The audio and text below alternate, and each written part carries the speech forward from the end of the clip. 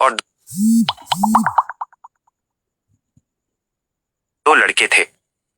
राजा अपने बच्चों से बहुत प्यार करता था। एक समय आया कि राजा के राज्य में बाढ़ आ गई और उसके राज्य में बहुत नुकसान हुआ। राजा के पास अब उसका महल, खजाना, रुपया पैसा कुछ न बचा। राजा अब बहुत गरीब, निर्धन हो गया था। उसका पूरा राज्य ही तबाह हो गया था।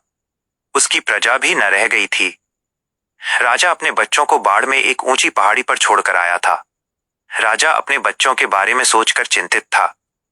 राजा खुद एक जंगल की ऊंची पहाड़ी में फंस गया था। नीचे हर जगह पानी ही पानी था। राजा के बच्चे चिंता में थे कि हमारे पिता कब वापस आएंगे। राजा के सबसे बड़े बेटे ने कहा, मैं इस पहाड़ी से नीचे जाने का रास्ता खोजता हूं, तब तक तुम बहनों का ख्याल रखना। अपने छोटे भाई ने कहा, जी भैया। बड़ा भाई रास्ता खोजते हुए निकल पड़ा। वो एक गुफा के अंदर जाने की कोशिश करने लगा। गुफा के अंदर काफी अंधेरा था। वो आगे बढ़ा। गुफा में चलते चलते उसने देखा कि एक बहुत बड़ा पत्थर उसके सामने गुफा के द्वार पर लगा था।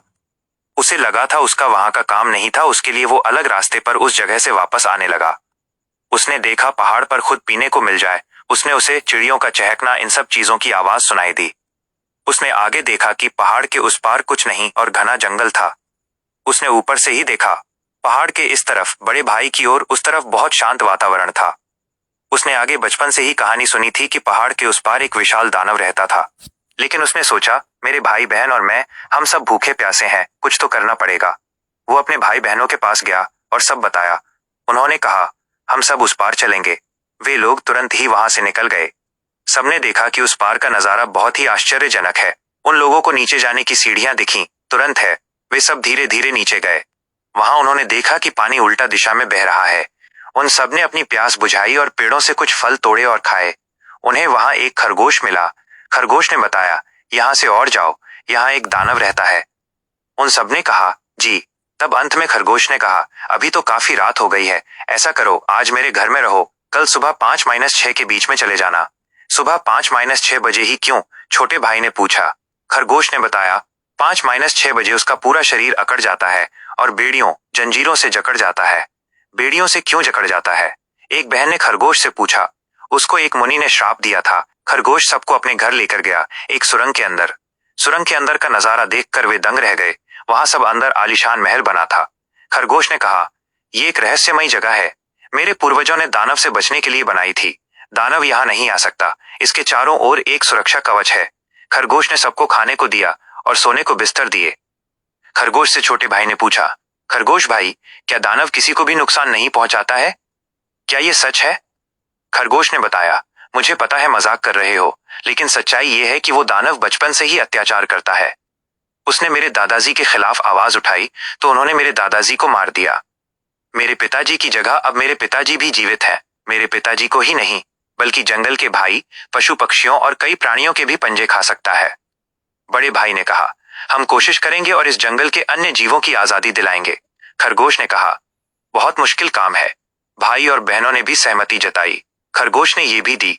दूसरे दिन खरगोश एक जगह उन सबको ले गया जहां हथियार और कई जादुई चीजें रखी थीं। सबने कई हथियार उठाए। फिर खरगोश सबको दानव के महल ले गया जहां बहुत पहरेदार थे।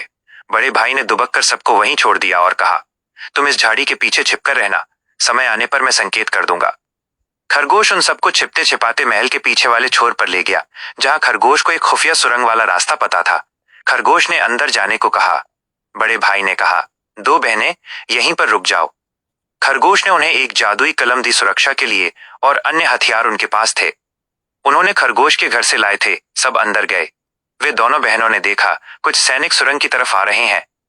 उन्होंने उस कलम की मदद से सुरंग को छिपा दिया और खुद पेड़ हो गए। सिपाहियों ने उन्हें नहीं देखा। वे दोनों आपस में बात कर सकते थे। अब एक बहन, दो भाई और खरगोश बचे थे। वे अंदर जा गिरे। सिपाहियों ने देखा, अजनबी कैदी जेल के अंदर कैसे आए? एक सिपाही ने पूछा। एक ने कहा, शायद ये पहले से यहां कैद होंगे। हाँ, तुम सही कह रहे हो।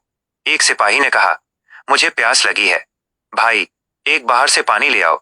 ऐसा सिपाही ने दूसरे सिपाही से कहा, भाई, नदी तो दूर है और महल में पानी तो है नहीं। पानी के सबसे बड़े पात्र में, जिसमें पीने का पानी एकत्रित किया जाता है, उसमें कल सांप गिर गया था तो नया पानी आया नहीं। अब नदी जाना पड़ेगा।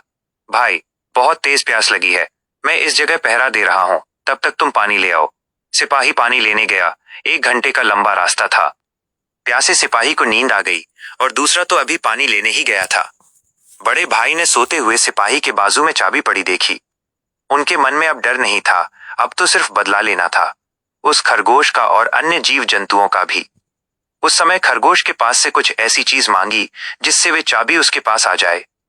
खरगोश ने कहा, मेरे पास तो एक लंबी रस्सी है, लेकिन ये रस्सी उसका चुंबक की तरह चिपकेगी तो नहीं पाएगी, लेकिन उससे ऊपर सुरंग में जरूर जा सकते हैं और बहनों से जादुई कलम लेकर कुछ चाबी प्राप्त कर सकते हैं।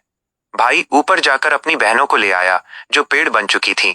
उन्होंने जेल का दरवाजा खोला और सिपाही को अंदर बंद कर दिया। अब उनका सामना सीधे दानव से होने वाला था।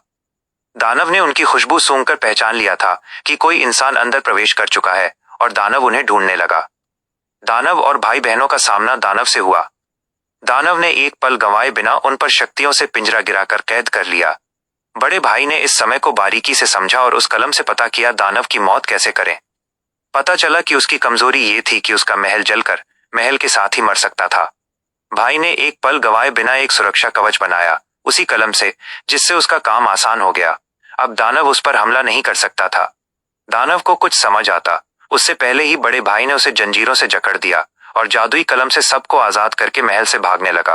कहानी ने नया मोड़ तब लिया, उसके सिपाही धीरे धीरे अंदर आ रहे थे। उसने कलम से जो मुख्य द्वार पर अभी भी थी उन सबको कलम की सहायता से सूचना कर दी। द्वार के सिपाही तो अंदर आ रहे थे, तो इसी का फायदा उनको मिला। उनकी दोनों बहनें जो चाबी भी वहां पर थीं, वे सिपाहियों के पीछे आने लगीं चुपके से, और भाई बहनों के पास पहुंचने से पहले उन्होंने पीछे से हमला कर दिया। वे मारे गए। अब भाई बहन और सब खरगोश के पिता और अन्य जीव जंतु वहीं आ गए। वे सब तेजी से द्वार की ओर भागने लगे और द्वार बंद कर दिया, और बड़े भाई ने उस कलम की सहायता से महल में आग लगा दी और महल के साथ वो दानव मारा गया। कहानी समाप्त।